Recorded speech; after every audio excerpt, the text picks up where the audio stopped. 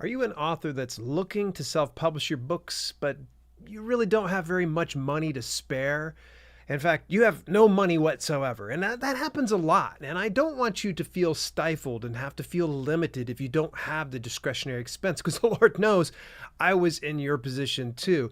In fact, today we're going to discuss self-publishing books on KDP and beyond with no money.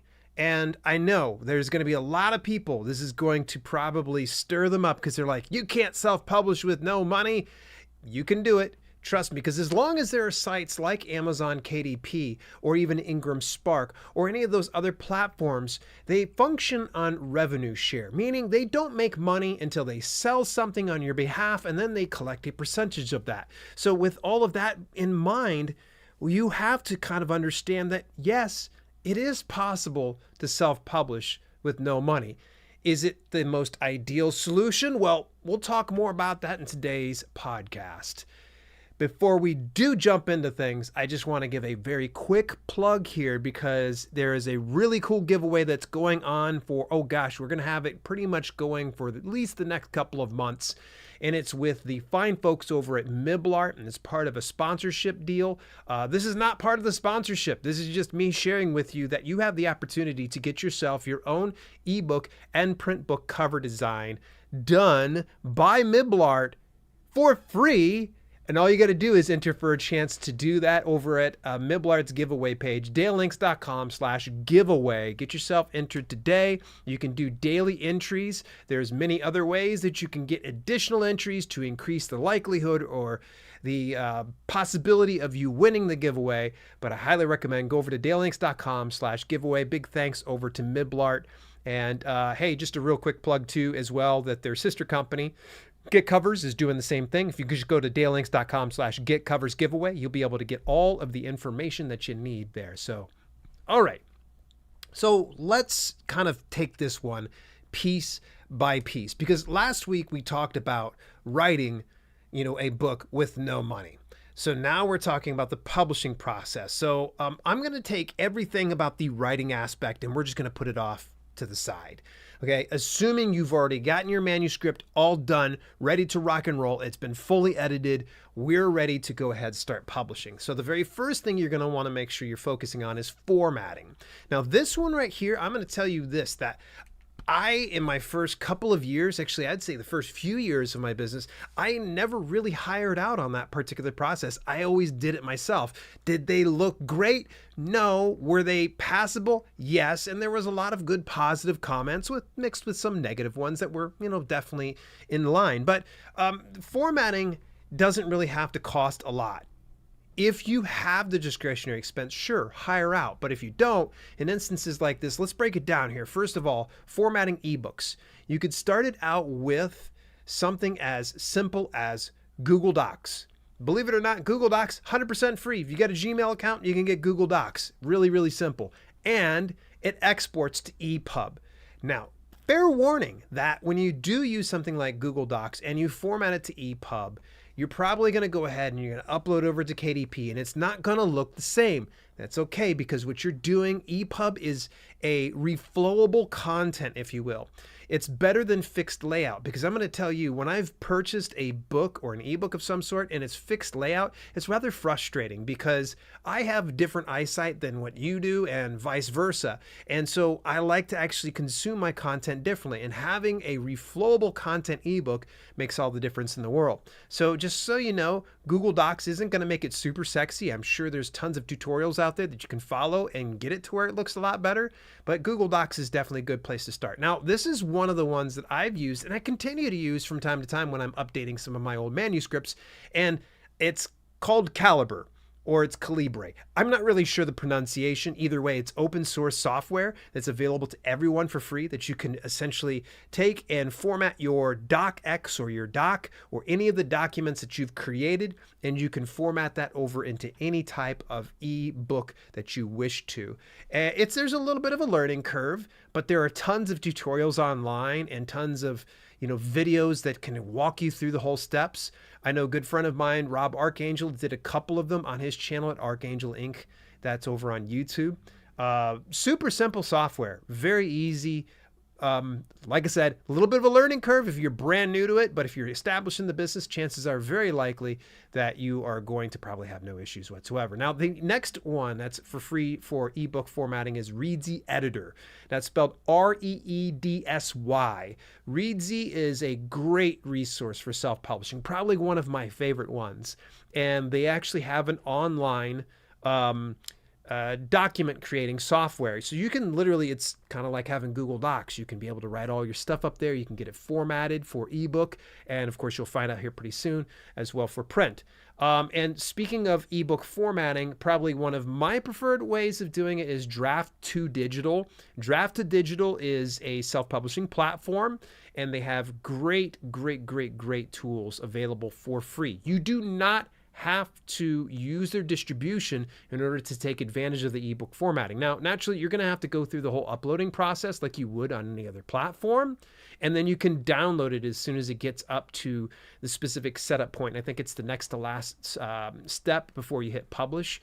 But Draft to Digital, their ebook formatting tool, is essentially you have to come with your own document. And when you upload it, you can choose from any number of templates that they have available.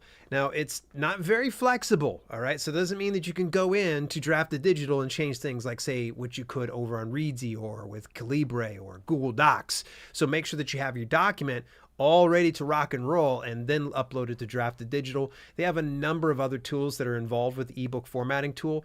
Love it. It is like literally, if you don't want to bother with too much formatting and it's a lot of a headache, if you're the type of person that says, I'm not very tech savvy, that tool is 100% for you. You're going to love it for sure. Now, what about formatting print books? Now, this becomes a little bit more problematic. Now, a fair warning, you're going to find there's a lot of troubleshooting. So be prepared to put in the work if you've never formatted a print book. I grinded it out for my first year. And literally there were times I was ready to just quit this business because I couldn't afford to get it formatted. Also, I just trying to do it on my own was a real headache. You can get print book templates from places like KDP to make it easier. I would recommend that because if there are templates available that are for free, do it. And that would be just a simple thing of just searching up KDP print book templates, and they'll give you a couple of different templates. In fact, they have some available for covers as well that we'll discuss here pretty soon. The other way that you could do this now is going to be through Google Docs. We've already mentioned OpenOffice, another great service that you can go ahead and get for free. WPS Office, which used to be Kingsoft, which it's owned by Kingsoft, the company. I'd actually used them quite a bit when I first broke into the business. Going in and formatting those things, it becomes a little bit more difficult. Like I said, becomes a little bit more problematic. It's going to take a lot of troubleshooting. If you do have access to my free course for beginners, that's probably a great place to go. That's over at DIYpublishing.biz/free. And you can watch the whole thing that you want to. It walks you through all the whole process for beginners. And one of those is formatting your print book. And I show how to do it using just the software and such.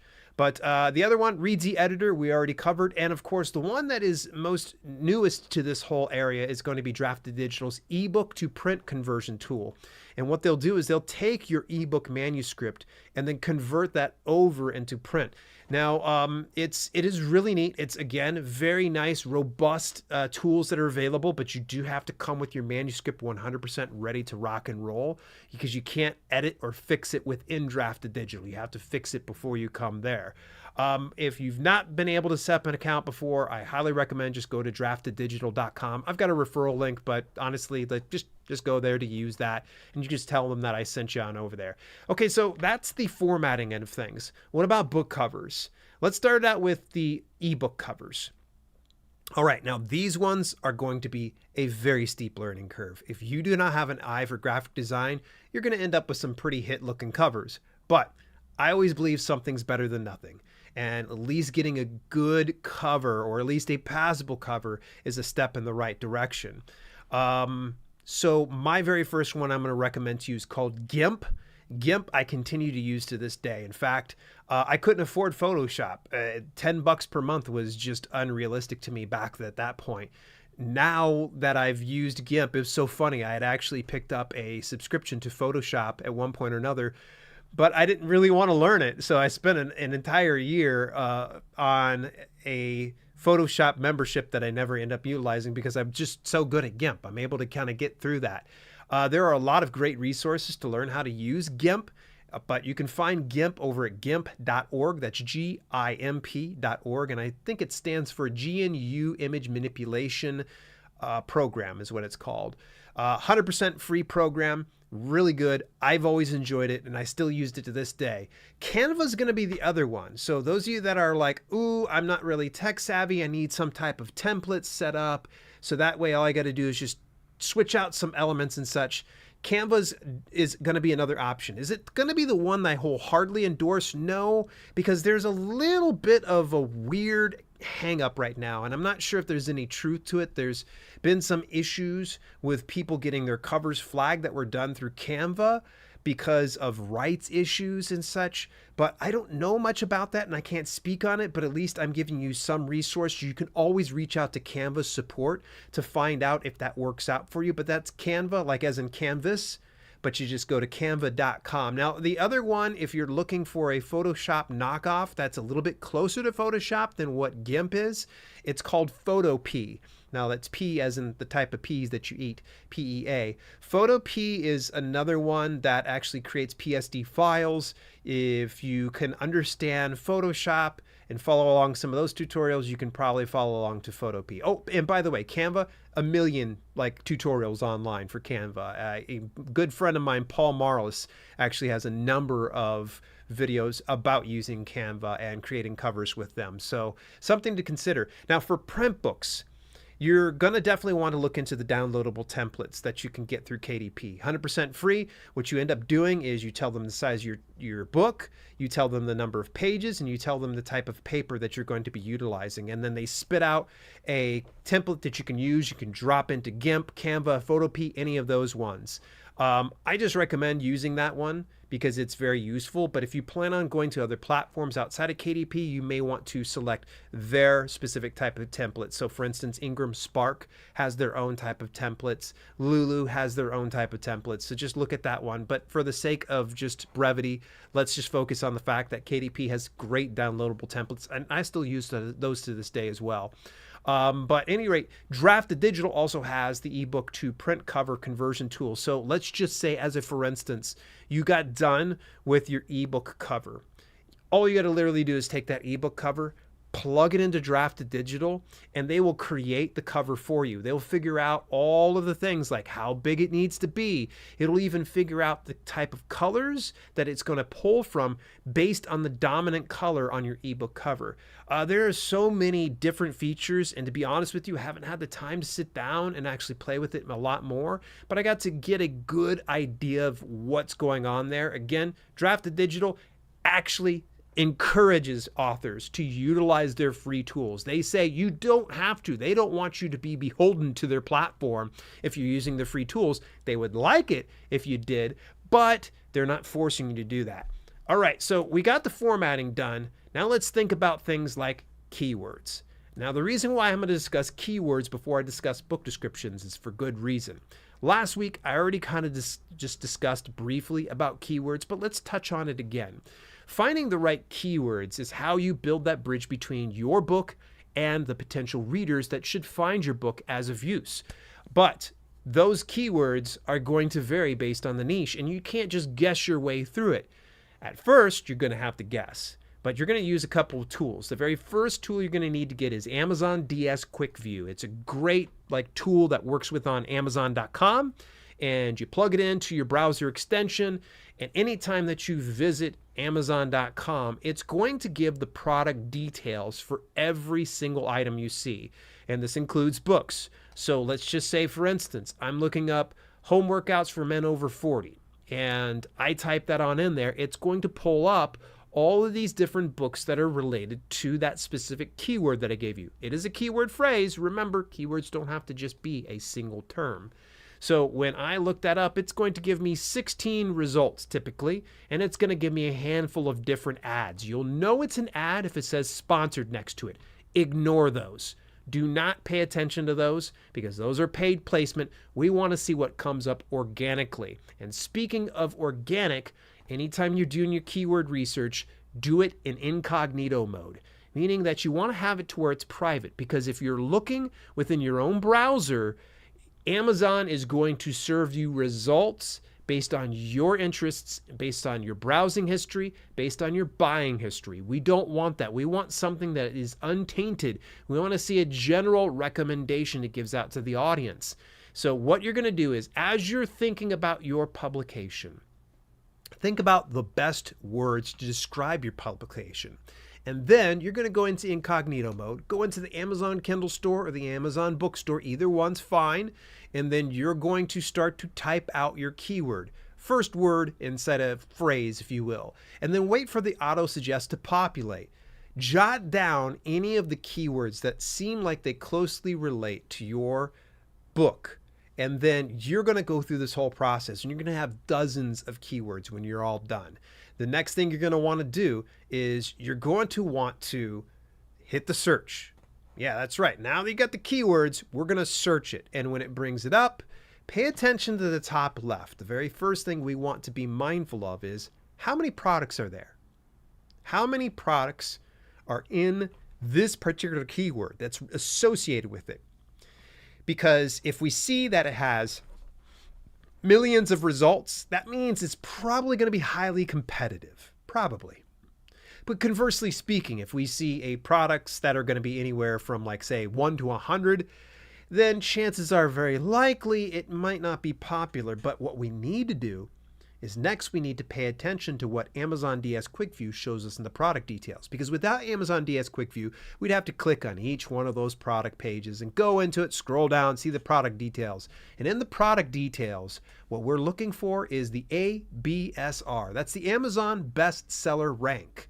And why is this important? Well, the more sales that you have, you'll be closer to number one. The less sales that you have, you'll be way away from number one, of course.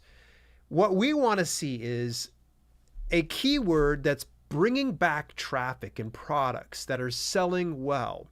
Now, for me, the sweet spot I like to see is if we can have an average ABSR between those 16 products that comes between 10,000 and 100,000 in the Amazon bestseller ranking.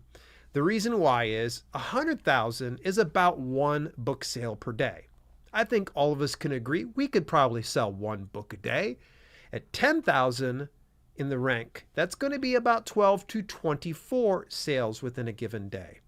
So that is your range. You're thinking, okay, 1 to about 12 sales per day. Can I do that? Perfect. Now, if it's lower than 10,000 and the ABSR gets closer to number one, obviously it's going to be a bit of a fist fight.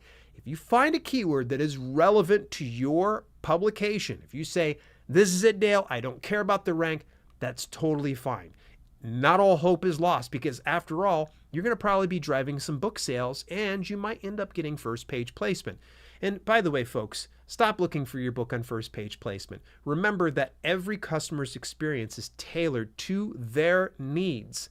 So what you might find in incognito mode might not be what I see in my regular mode. It might not be what you see in your normal mode. So don't stress about first page placement. Stress about marketing and promoting your book. Now, the next thing is, now we've got the keywords. When you start to narrow down those particular keywords, I want you to find, I would say, a good handful of great keywords that you're going to utilize, because those keywords are going to go into your back end inside the 7 keywords. You want to find 7 really, really good ones. And the other thing is, now we're going to take some of those keywords and we want to get those to organically be woven within a book description. Because the book description, you can definitely do it on your own. By the way, you'll hear me refer to book descriptions as ad copy. And ad copy is a way of, selling a product. And that's ultimately what you want to do with your book description. Now, here's a tip. Incorporate those keywords to validate customer search and improve search engine optimization. I've heard a couple clowns out there that believe that keywords are not indexable and not discoverable inside a book description, and that's not even true. It's actually part of a word cloud. In fact, you want more details about that, visit thekindlepreneur.com, and he has so many articles regarding this. But all that to say this is, get the right keywords to, at the very minimum, validate a customer's search. So let's say, for instance, workout workouts for men over 40. I've typed that in there. It pulls it on up. And I see a bunch of products. And I go ahead and I click on one and I read that description. It says, this book is for men over 40. Or this workouts for men over 40. When I see that, it makes me go, oh, okay, this is what I was looking for. This is definitely what I want to go ahead and look into. Now, as you're kind of building out your book description, I would highly recommend have a few peers proofread and offer feedback. Notice they say peers. Author peers is what I'm trying to say. Great community. You can always come join me over in Discord, dalelinks.com/Discord, and you just jump on in there, and we actually have a channel specifically devoted to giving feedback for book descriptions.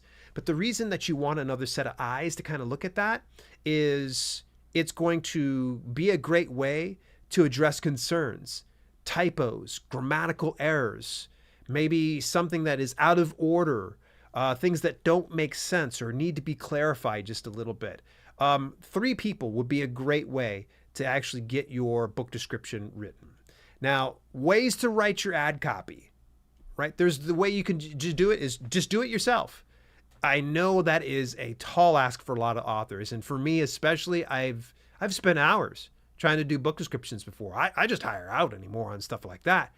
Or you could try something that I've been playing around with a lot lately. ChatGPT. I know everybody's like, oh no, here we go. He's lost his mind. He's using AI to create his book descriptions. It's actually quite good. Is it perfect? No, not by any stretch.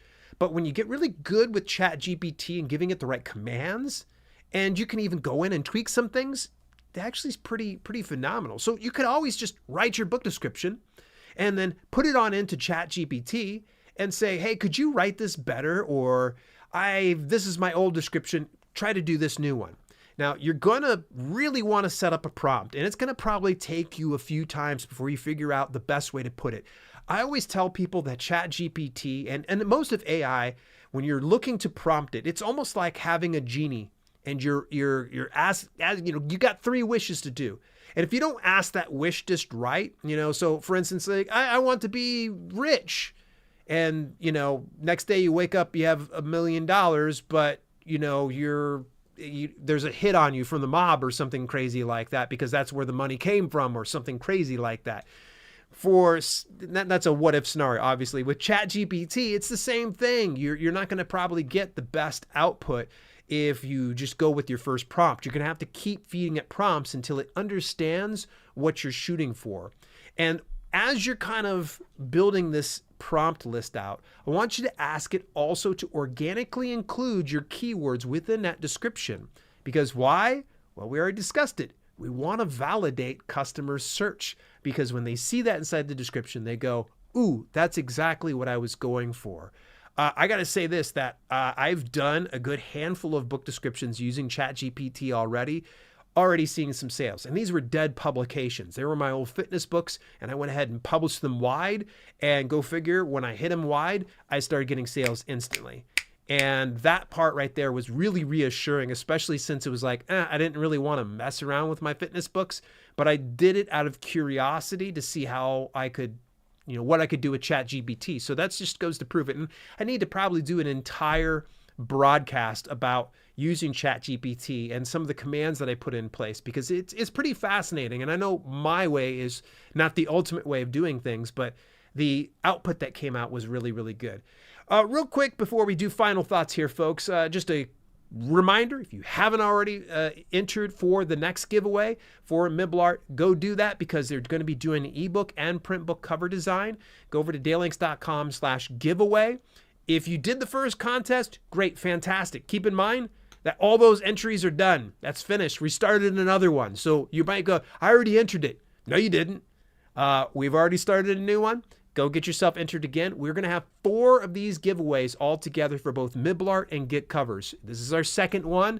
We've got a few more to go here, and I don't want you guys to miss out on this one. This was a very big deal that Miblart was willing to give away things like this for free. And by the way, it's valued at $150. So that is a pretty darn good thing. And especially if you're trying to publish your books for free and they're going to be hooking you up, please sign me up. dalelinks.com/giveaway. Here are my final thoughts when it comes to publishing your book for free.